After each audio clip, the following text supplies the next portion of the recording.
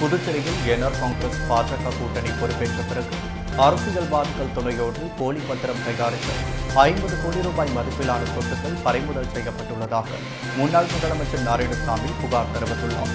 மேலும் முதலமைச்சர் ரங்கசாமி சிபிஐ விசாரணைக்கு உத்தரவிடவில்லை என்றால் தானாக முன்வந்து சிபிஐக்கு கடிதம் எழுதுவேன் என தெரிவித்துள்ளார்.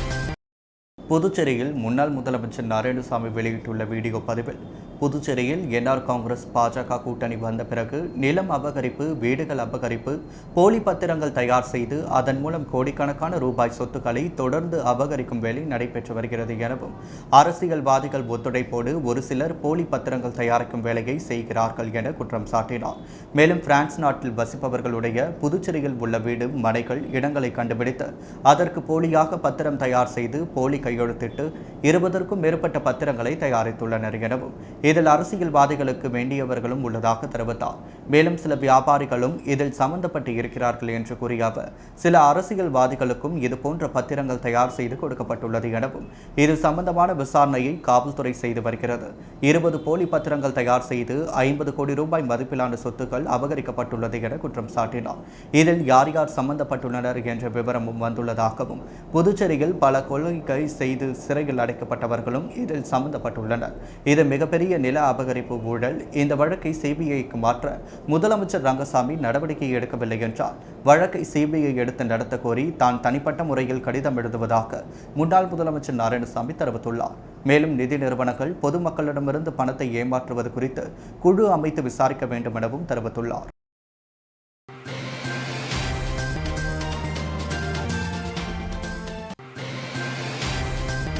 புதுச்சேரி நெல்லித்தோப்பில் உள்ள வெண்டேற்பு அன்னை ஆலயத்தின் 170ஆம் ஆண்டு பெருவிழா இன்று கொடியேற்றத்துடன் துவங்கியது.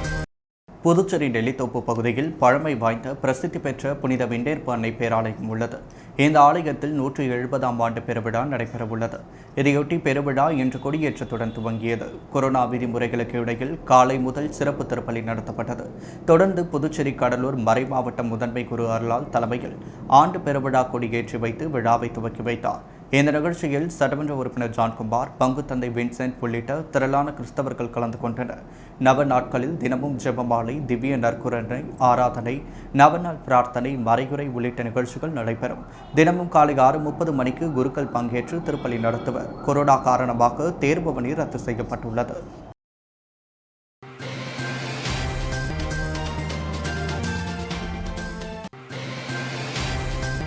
இந்தியாவை அறிவு சார்ந்த வல்லரசாக மாற்றுவதே தேசிய கல்விக் கொள்கையின் நோக்கம் என கவர்னர் தமிழிசை சவுந்தரராஜன் தெரிவித்துள்ளார்.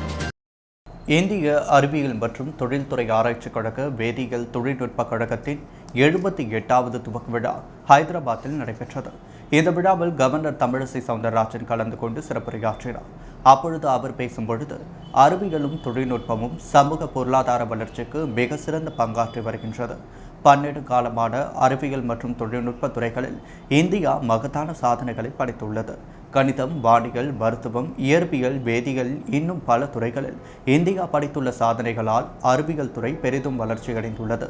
தகுதி, திறமை நம்முடைய பெருமையையும் அறிவியல் துறைகள் நாம் படைத்திருக்கும் சாதனைகளையும் மீண்டும் நிலைநாட்ட வேண்டிய தருணம் இது.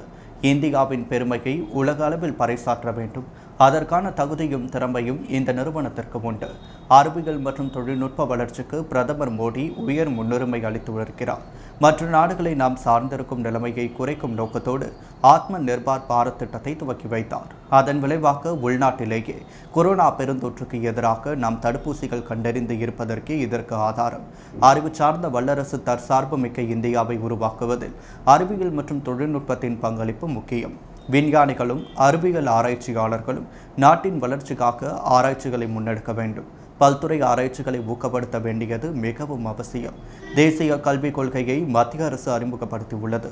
இந்தியாவை ஒரு அறிவு சார்ந்த வல்லரசாக மாற்றுவதே இதன் நோக்கம் என கவர்னர் தமிழிசை சவுந்தரராஜன் தெரிவித்துள்ளார்.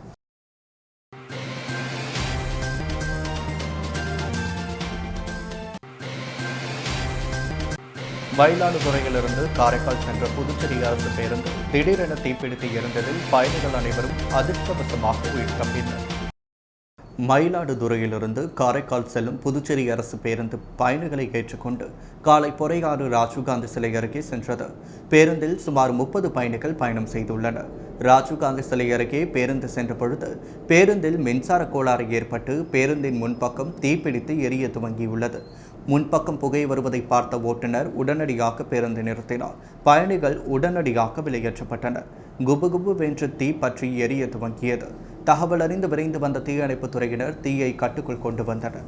உடனடியாக பேருந்தில் இருந்த ஓட்டுநர் மற்றும் பயணிகள் வெளியேறி அதிர்ஷ்டவசமாக உயிர் தப்பினர். காலை நேரத்தில் நடுரோட்டில் பயணிகள் பேருந்து தீப்பிடித்து எரிந்த சம்பவம் பெரும் பரபரப்பை ஏற்படுத்தியுள்ளது. அதைத் தொடர்ந்து பூம்புகார் தொகுதி சட்டப்பேரவை உறுப்பினர் நிவேதா முருகன் சம்பவ இடத்திற்கு வந்து சென்று ஆய்வு மேற்கொண்டார்.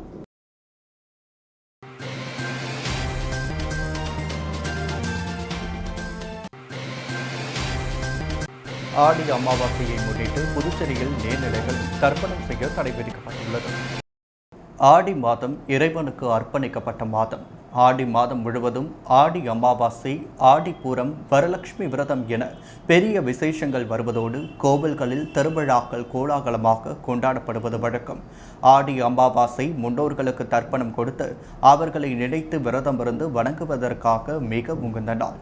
இந்த நாளில் கடல், ஆறு, குளம் என நீர்நிலைகளில் முன்னோர்களுக்கு தர்ப்பணம் கொடுக்கும் வழக்கம் இருந்து வருகிறது. இந்த ஆண்டிற்கான ஆடி அமாவாசை நாளை மறுநாள் வருகிறது. தற்பொழுது தளர்வுகளுடன் கூடிய ஊரடங்கு அமலில் உள்ளது. இதற்கிடையே கொரோனா தாக்கமும் அதிகரித்து வருகிறது.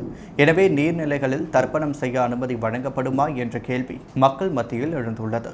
இந்த நிலையில் புதுவையில் உள்ள புனித தலமான திருக்காஞ்சி காமாட்சி மீனாட்சி சமேத கங்கை வராக நதீஸ்வரர் தேவஸ்தான தனி அதிகாரி சீதாராமன் கூறுகையில், கொரோனா கட்டுப்பாட்டு காரணமாக அரசு தடை விதித்திருப்பதால் சங்கராபரணி ஆற்றின் கரையில் தர்ப்பணம் செய்ய அனுமதி கிடையாது என்றார். இதுகுறித்து புதுச்சேரி வருவாய்த்துறை அதிகாரி ஒருவரிடம் கேட்டபொழுது, புதுவை கடற்கரையில் தற்பொழுது காலை 5 மணி முதல் இரவு 9 மணி வரை நடைபயிற்சி மேற்கொள்ள மட்டுமே அனுமதி வழங்கப்பட்டுள்ளது. பொதுமக்கள் கூட்டம் கூட இன்னும் அனுமதி வழங்கவில்லை. எனவே கடற்கரை உள்ளிட்ட நீர்நிலைகளில் தர்ப்பணம் செய்ய அனுமதி இல்லை என தெரிவித்துள்ளார்.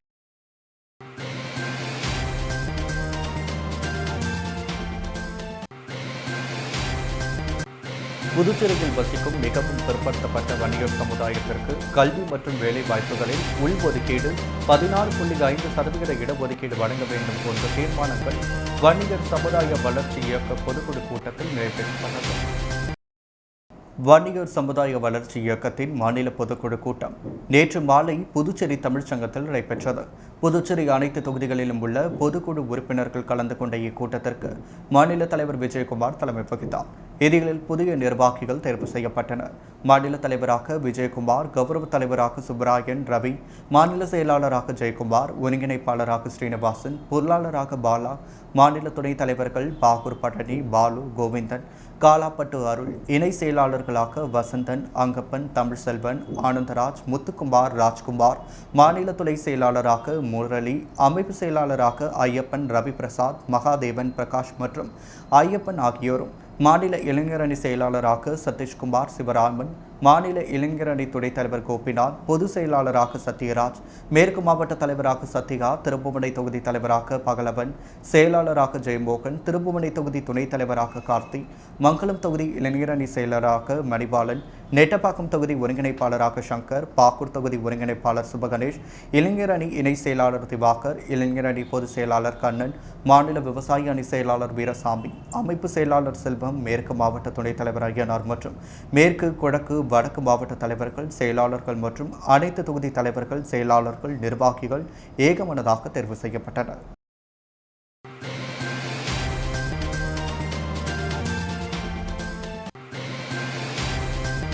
அதிமுக கட்சியின் மறைந்த அவைத் தலைவரும் முன்னாள் அமைச்சருமான மதுசூதனுக்கு புதுச்சேரியில் அதிமுகவினர் அஞ்சலி செலுத்தினர்.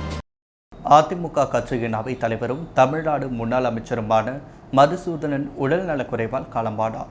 இவருக்கு புதுச்சேரி கிழக்கு மாநில அதிமுக சார்பாக அஞ்சலி செலுத்தும் நிகழ்ச்சி நடைபெற்றது.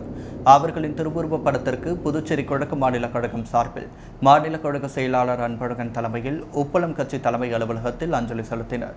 இந்த நிகழ்ச்சியில் புதுச்சேரி மாநில கழக இணை செயலாளர் கணேசன், அன்பானந்தம், முனை மாநில துணை செயலாளர் உமா, அன்பழகன், உடையார், கிருஷ்ணமூர்த்தி மற்றும் பல கலந்து கொண்டனர்.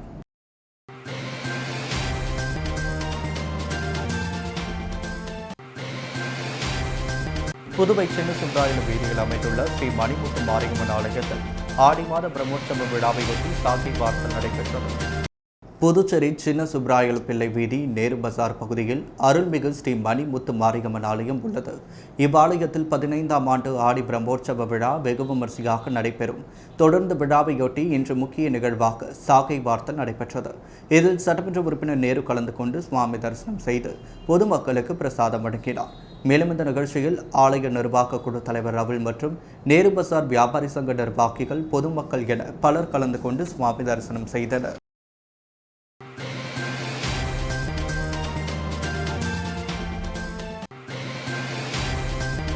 ஓட்டுநர் சங்க நிர்வாகிகளை தாக்கியவர்கள் மீது நடவடிக்கை எடுக்க கோரி மனித உரிமை கழகத்தினர் உருளையன்பேட்டை காவல் நிலையத்தில் புகார் மனு அளித்தனர்.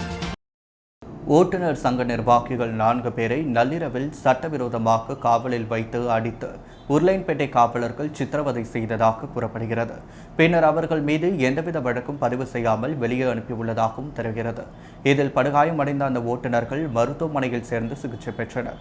அதைத் தொடர்ந்து பாதிக்கப்பட்ட ஓட்டுநர்கள் மற்றும் மனித உரிமைகள் மற்றும் நுகர்வோர் பாதுகாப்பு இயக்க பொதுச் செயலாளர் முருகானந்தம், ஓட்டுநர் சங்க நிர்வாகி மோரிஸ், ஜனநாயக மக்கள் உரிமை பாதுகாப்பு இயக்க தலைவர் ரவி, வழக்கறிஞர் ஹேமச்சந்திரன் உள்ளிட்டோர் உருளையன்பேட்டை காவல் நிலையத்தில் ஆய்வாளர் சஜித்தை சந்தித்து புகார் மனுவை அளித்தனர்.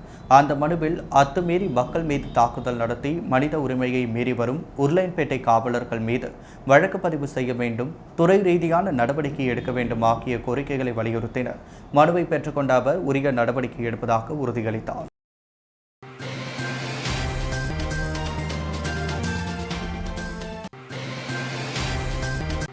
வாலிபரை பெட்ரோல் ஊற்றி எரித்த பாஜக பிரமுகரை வன்கொடுமை சட்டத்தின் கீழ் கைது செய்ய வலியுறுத்தி தலித் அமைப்புகள் மேட்டுப்பாளையம் அருகே கண்டன ஆர்ப்பாட்டத்தில் ஈடுபட்டனர்.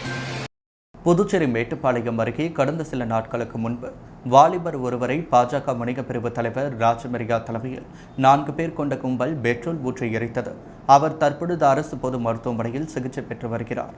இந்த நிலையில் பாஜக பிரமுகர் மீது வன்கொடுமை சட்டத்தின் கீழ் வழக்கு பதிவு செய்ய வேண்டும், பாதிக்கப்பட்ட இளைஞர்களுக்கு நிவாரணம் வழங்க வேண்டும் உள்ளிட்ட பல்வேறு கோரிக்கைகளை வலியுறுத்தி மேட்டுப்பாளையம் அருகே தலித் அமைப்புகள் கண்டன ஆர்ப்பாட்டத்தில் ஈடுபட்டனர். இதனால் அப்பகுதியில் சிறிது நேரம் பரபரப்பு ஏற்பட்டது.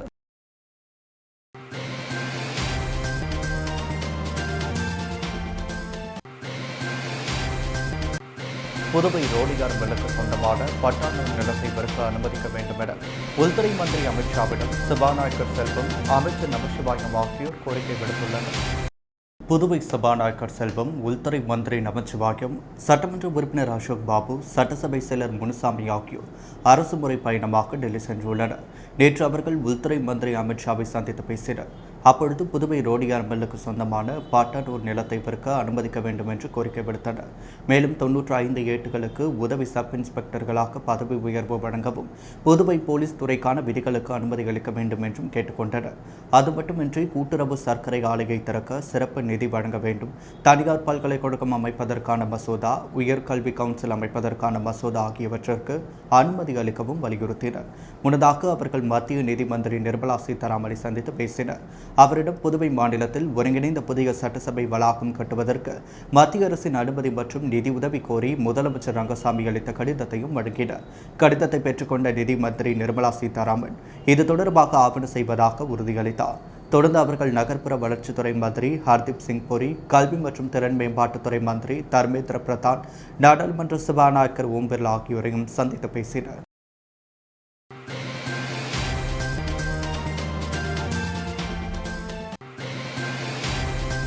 புதுச்சேரி ஊரக வளர்ச்சித்துறை அலுவலகத்தில் அமைச்சர் சாய் சரவணகுமார் திடீர் ஆய்வு மேற்கொண்டார். புதுச்சேரி மாநில ஊரக வளர்ச்சித்துறை அமைச்சர் சாய்ஜி சரவணகுமார் இன்று காலை ஊரக வளர்ச்சித்துறை அலுவலகத்தில் திடீர் ஆய்வு மேற்கொண்டார்.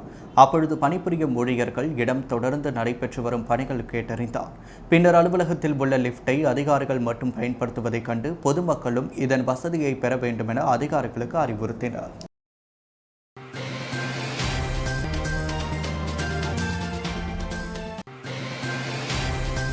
உலக தாய்ப்பால் வார விழாவை முன்னிட்டு குயவர்பாளையம் ஆரம்ப சுகாதார நிலையத்தில் ஆரோக்கிய குழந்தை போட்டி நடைபெற்றது. உலக தாய்ப்பால் வாரத்தை முன்னிட்டு குயவர்பாளையம் ஆரம்ப சுகாதார நிலையத்தில் ஆரோக்கிய குழந்தை போட்டி நடைபெற்றது. கிராமப்புற செவிலியர் கவிதா வரவேற்புரையாற்றினார். மருத்துவ அதிகாரி அஸ்வின் தலைமை தாங்கினார். Inner Wheel Club of Pondicherry Gold தலைவி கீர்த்தனா வேணுகோபால், செயலாளர் கீதா ஆகியோர் முன்னிலை வகித்தனர். மருத்துவர் அஸ்வினி தாய்ப்பாலின் முக்கியத்துவத்தை பற்றி தாய்மார்களிடம் விளக்கமாக கூறினார். மேலும் ஆரோக்கிய குழந்தை போட்டியில் கலந்து கொண்ட குழந்தைகளின் எடை, சரியான நேரத்தில் தடுப்பூசி போடுதல் மற்றும் தொடர்ச்சியாக தாய்ப்பால் மட்டும் குடித்த குழந்தைகள் ஆரோக்கிய நிலையை வைத்து தேர்வு செய்யப்பட்டனர். ஆரோக்கிய குழந்தைகள் போட்டியில் வெற்றி பெற்ற குழந்தைகளுக்கு கிரீடம் சூடி பரிசு வழங்கி அவர்களின் தாயார்களுக்கும் பாராட்டு தெரிவிக்கப்பட்டது. இந்த நிகழ்ச்சியின் இறுதியில் தாய்மார்கள் அனைவரும் தங்கள் குழந்தைகளுக்கு தொடர்ந்து தாய்ப்பால் கொடுப்போம் என்று உறுதிமொழி எடுத்துக் கொண்டனர்.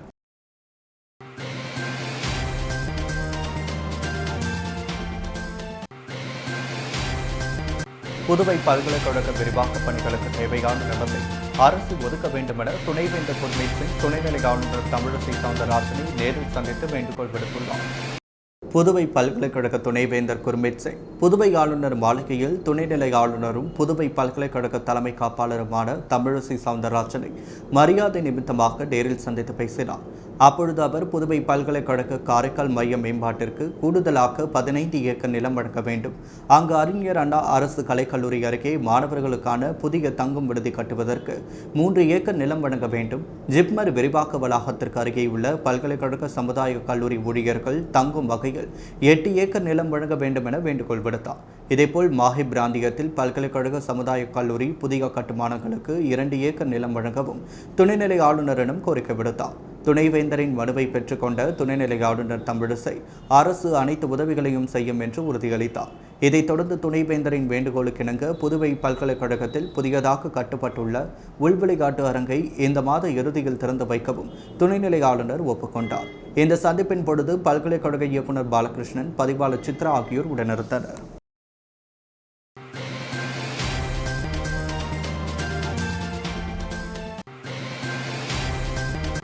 பாஜக இளைஞரணி சார்பாக நடைபெற்ற தடுப்பூசி விழிப்புணர்வு பிரச்சார வாகனத்தை மாநில தலைவர் சுவாமிநாதன் கொடியசைத்து துவக்கி வைத்தார். பாஜக இளைஞரணி மாநில செயலாளர் விக்னேஷ் கண்ணன் தலைமையில் தடுப்பூசி விழிப்புணர்வு பிரச்சார வாகனம் புதுச்சேரி முழுவதும் சுமார் 10 நாட்களுக்கு சுற்றுப்பயணம் மேற்கொண்டு விழிப்புணர்வு செய்ய உள்ளது. இதில் சிறப்பு அழைப்பாளராக மாநில தலைவர் சுவாமிநாதன் கலந்து கொண்டு கொடியசைத்து துவக்கி வைத்தார் மற்றும் மாநில இளைஞரணி தலைவர் கோவேந்தன் கோபதி முன்னிலை வகித்தார். அதனைத் தொடர்ந்து மாநில துணைத் தலைவர் தங்க விக்ரமன், ரவிச்சந்திரன், மாநில செயலாளர் அகிலன், நகர மாவட்ட தடுப்பூசி பொறுப்பாளர் ரஞ்சித், உழவர்கரை மாவட்ட தலைவர் நாகேஷ், மாவட்ட பொதுச் செயலாளர் அனந்தகண்ணன், செயலாளர் விஜய், ராஜேஷ், அறிவுசார் பிரிவு அமைப்பாளர் சாய் சுதாகர் மற்றும் இளைஞரணி மாநில துணைத் தலைவர்கள் உமாசங்கர், சிவசெந்தில், சபரி, கிருஷ்ணன், அற்புதராஜன், மாநில செயலாளர்கள் அமல்ராஜ், சதீஷ் குமார், பொருளாளர் பெருமாள், மாவட்ட தலைவர் தமிழ்வாணன், உழவர்கரை மாவட்ட தலைவர் பெரைசூடன், துணைத் தலைவர் மோகன், பொதுச் செயலாளர் விஸ்வகர்த்தா, இளைஞரணி தொகுதி தலைவர்கள் வேல்முருகன், ராஜ்குமார், ராம்குமார், பரத் ஆகியோர் கலந்து கொண்டு நிகழ்ச்சியை துவக்கி வைத்தனர்.